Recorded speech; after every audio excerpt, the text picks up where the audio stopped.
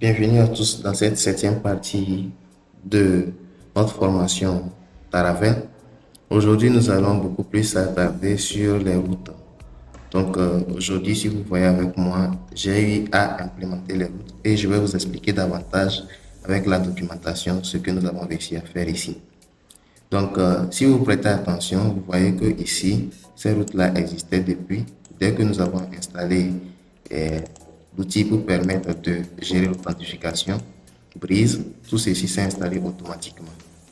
Maintenant, nous avons ensuite ajouté des middleware. Des middleware que nous avons personnalisés nous-mêmes. Nous l'avons ajouté. Aujourd'hui, je vais vous montrer comment créer les routes. Si vous oubliez, je vous rappelle très vite, nous avons chez nous ici combien de contrôleurs? Nous avons 1, 2, 3, 4, 5 contrôleurs. Donc ici, nous avons défini les 5 contrôleurs, les routes des 5 contrôleurs et nous allons vérifier si tout marche bien ou pas. Donc ce que nous avons fait, c'est que on va créer d'abord ici le contrôleur de car. Quand on voit ici, c'est car controller. Car controller, étant donné que nous avons créé car controller en tant que contrôleur de ressources, il a par défaut les 7 fonctions: create, index, store, show, edit, update et destroy. Donc ce sont les routes là que vous voyez ici avec moi.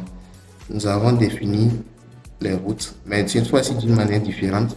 C'est que on écrit route controller et quand on fait controller, là on précise maintenant le contrôleur classe et ensuite on ajoute groupe.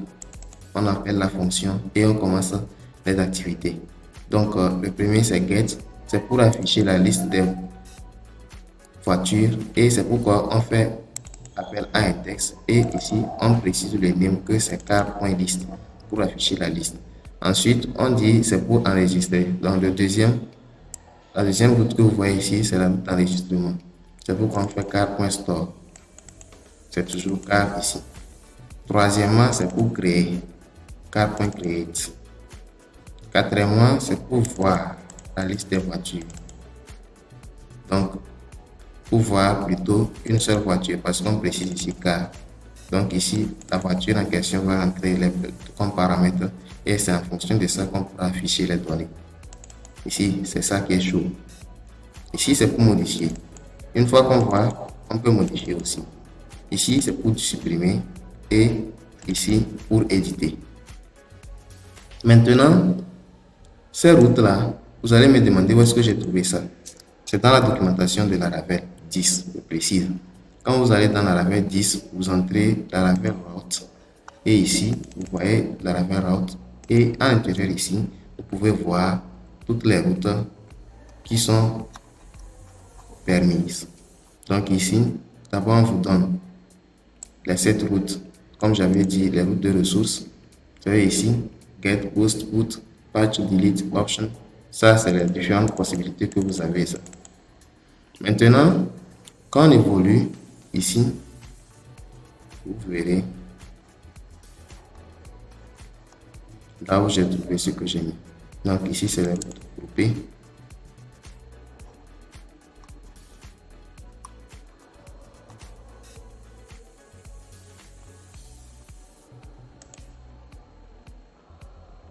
Voilà.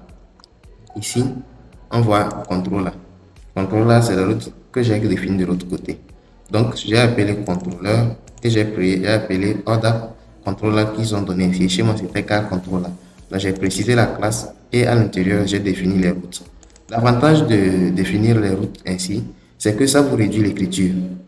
Parce que si, par exemple, vous voulez utiliser le domaine ou bien la technique qui est utilisée d'une manière générale, vous aurez à utiliser chaque temps à écrire le nom du contrôleur.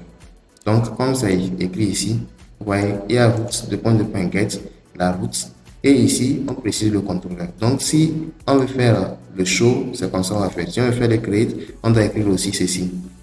Mais comparé à ça, si vous voyez dans notre code, on n'a plus écrit le contrôleur. On a juste écrit la fonction qui est dans le contrôleur. Donc, c'est ça qui est l'avantage. Maintenant, vous allez demander ça, c'est quoi? Ça, c'est ce qu'on appelle les routes de ressources. Avec ça, quand vous définissez route de point resource, il crée automatiquement toutes les routes pour votre contrôleur.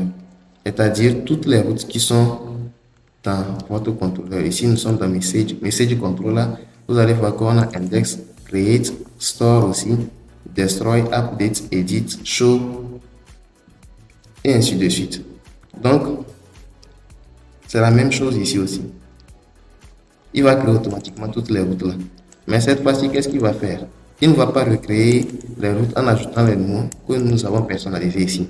Il va simplement faire par exemple message.create, message.update. Vous voyez un peu, c'est ce qu'il va faire, comme j'ai fait ici. C'est ce qu'il va faire.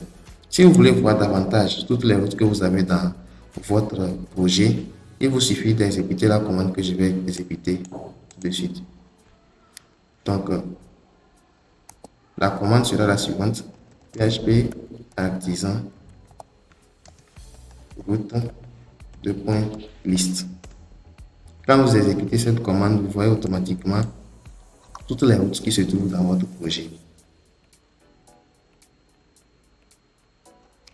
Donc, vous voyez ici, nous allons parler de messages tout de suite. Ce premier-là, c'est ce que vous voyez ici, c'est pour afficher la liste. Donc, quand on fait appel à message, simplement, on affiche la liste. Mais quand on fait appel à message avec get, on affiche la liste. Mais quand on fait appel à message avec méthode post, on veut enregistrer. Donc, ce qui s'appelle automatiquement, c'est store. Vous voyez un peu. Donc, avec ça, je pense que c'est plus facile et on avance plus vite. C'est la même chose que j'ai fait pour réservation. C'est la même chose que j'ai fait pour réservation et c'est la même chose aussi que j'ai fait pour review. Donc, avec ça, on écrit moins de code et je pense que c'est fini. Actuellement, on a car qui est là. À part car, on a message qu'on a ici. Profile, c'est pas nous qui l'avons créé, donc on ne touche pas. Reservations qu'on a ici et review qu'on a ici. Donc, ça fait au total 1, 2, 3, 4 contrôleurs que nous avons créés. Et c'est ces routes qui sont ici. Maintenant, la prochaine fois, nous allons essayer de faire un grid avec, par exemple, le car. On va voir comment ça évolue et ainsi de suite.